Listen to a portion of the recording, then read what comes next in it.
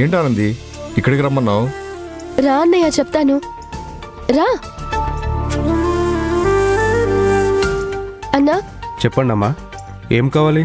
ఒక ఫోటో గీస్తారా? నా వృత్తే అది. ఫోటో ఇవ్వండి, గీసిస్తాను. అది నేను 4 ఫోటోలు ఇస్తాను. ఆ 4 ఫోటోలు కలిపి ఒకే కుటుంబంగా డ్రాయింగ్ గీసి ఇవ్వగలరా? ఆనంది, ఏంటిది? ఎవరి ఫోటో గీయాలి? చెప్తా ఉండన్నా. చెప్పండి అన్నా, మీరు అలా గీసి ఇవ్వగలరా? తప్పకుండా అమ్మా, ఫోటో ఇవ్వండి. ఆ ఫోటోలు ఇప్పుడు నా దగ్గర లేవు. మీరు నెంబర్ ఇవ్వండి, కాసేపట్లో నేను మీకు ఆ ఫోటోలు పంపిస్తాను.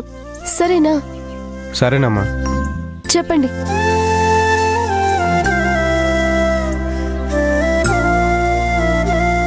థ్యాంక్స్ అన్నా. పదన్నా వెళ్దాం.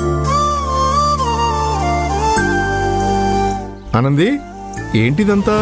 ఆ ఫోటోలేంటి, కుటుంబం ఏంటి, డ్రాయింగ్ ఏంటి? అశ్విన్ వాళ్ళ కుటుంబం అంతా కలిసి ఉన్న ఫోటో పోయిందని, అది అశ్వినే పారేశాడు అని వాళ్ళమ్మ బాగా తిట్టారు కదా. అంతేకాదు, ఆ ఫోటో పోయిందని ఆవిడ కూడా చాలా బాధపడుతున్నారు. కాబట్టి ఆ కుటుంబం ఫోటో గీయించి గిఫ్ట్గా ఇవ్వాలని నా ఆలోచన.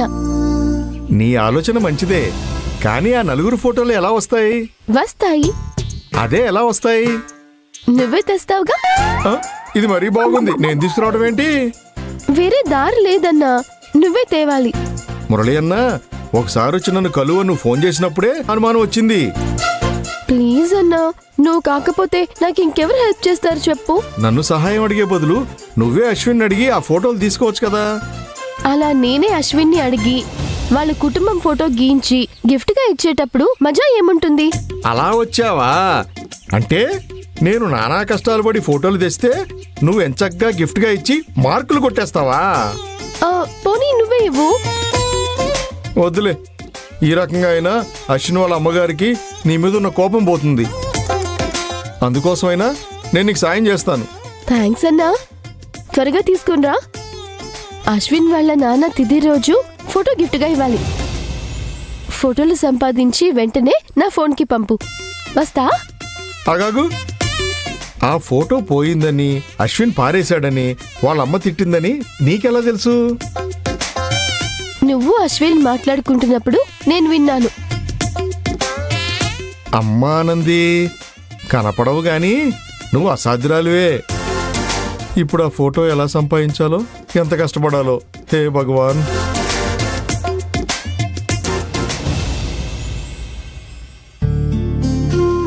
తప్పైపోయిందని చాలాసార్లు చెప్పాను కదమ్మా, ఇంకా నా మీద నీకు ఇంత కోపం ఏంటమ్మా? అమ్మా ఇటు చూడమ్మా. అలా చూస్తావేంటి? అమ్మకి చెప్పు. అమ్మా, ఎంతలా బతిమాలుతున్నాడు కదా, అయినా నీ మనసు కరగదా?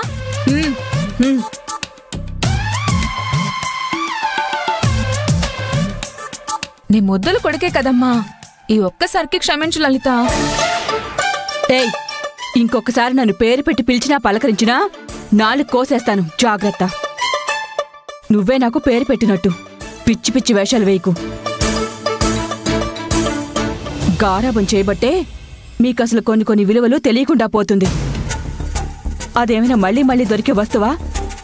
ఆ ఫోటో నేను ఎంత జాగ్రత్తగా దాచుకున్నాను. అది నానిపోతే ఎండలో పెట్టాలి గాని పారేస్తారా? అది పారేయడానికి మనసులో ఒప్పింది. ఇవాళ ప్రాణంతో సమానంగా చూసుకోవాల్సిన ఫోటో పారేసినట్టు రేపు నన్ను ప్రాణాలతో ఉండగానే బయటికి గెంటేస్తాడుగా. ఏంటమ్మా ఈ మాటలు? లాజిక్ లేకుండా మాట్లాడుతున్నావమ్మా. ఫోటో అలా పారేయటం అన్నయ్య చేసిన తప్పే, అదెవరూ కాదండం లేదు. దానికి నోరు నొప్పి పుట్టేంత వరకు తిట్టు, లేదా చెయ్యి నొప్పి పుట్టేంత వరకు కొట్టు. అంతేగాని ఇలాంటి మాటలు మాట్లాడకమ్మా. ఆ ఫోటో పోయిందనే బాధ మాకు మాత్రం ఉండదా? అది అర్థం చేసుకోవేంటి? నేను మిమ్మల్ని అర్థం చేసుకోవాలి, మీరు మాత్రం నన్ను అర్థం చేసుకోకండి. నా కొడుకు మీద కోపం ప్రదర్శించడం కూడా తప్పేనా?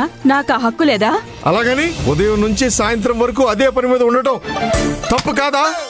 ఎవడ్రా వాడు? ఎవడ్రా నన్ను తప్పు పట్టేది?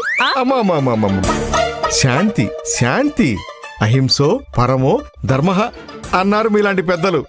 ఏదో మిగురున్న చనువుతో చిన్న పంచి డైలాగ్ వదిలాను అంతేనమ్మా.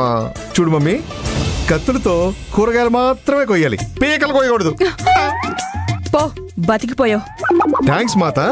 రేయ్, నీ పంచు డైలాగులు పక్కన పెట్టి నేను ఎంత బాధపడ్డానో ఒకసారి మా అమ్మకు చెప్పరా. అందుకే కదా ఈ మురళి ధీరుడు వచ్చాడు. నేను చూసుకుంటాగా, వెయిట్ చేయమ్మా. అమ్మా, నీ కోపంలో ఒక న్యాయం ఉంది, ఒక ధర్మం ఉంది. వీడు చేసిన పనికి వీడిని ఎంత కొట్టినా తప్పులేదు. రేయ్,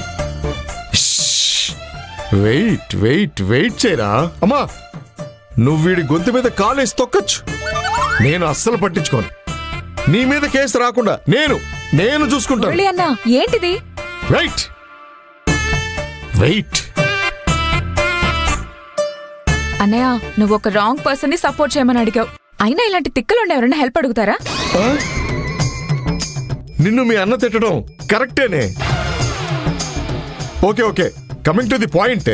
అమ్మా, నీకు ఫోటో పారేసిన అశ్విన్ మాత్రమే తెలుసు, కానీ ఆ ఫోటో పారేసిన బాధలో గుండె పగిలేలాగా ఏడ్చిన అశ్విన్ నీకు తెలీదమ్మా. వీడు కన్నీరు కారుస్తుంటే నాతో పాటు కంపెనీలో ఉన్న వాళ్ళందరూ కన్నీరు కార్చారు. ఆ కన్నీటి వరదలో మా గార్మెంట్ కంపెనీ మునిగిపోయే పరిస్థితి వచ్చింది. 4 కుట్టు మిషన్లు వరదలో తడిచిపోయాయి. చివరికి వాటిని ఎండలో ఎండబెట్టామమ్మా. ఈ కుటుంబం మీద అశ్విన్కి అంత ప్రేమ అమ్మా, ప్రేమ ప్రేమ.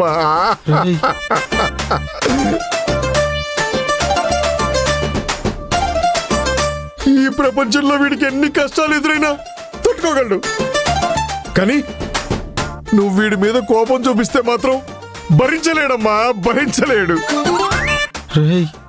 ఇంకొకసారి వీడిని నువ్వేమి అనకమ్మా, ప్లీజ్. అన్నయ్య, నువ్వు అంతలా ఏడ్చావా? అమ్మా, వాడంతలా ఏడ్చాడని వింటుంటే నాకే ఏడుపొస్తోంది.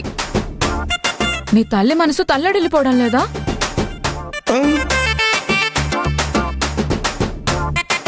సరే సరే, ఇక ముందెప్పుడు మీ నాన్న విషయంలో ఇలా నిర్లక్ష్యంగా ఉండొద్దు, సరేనా?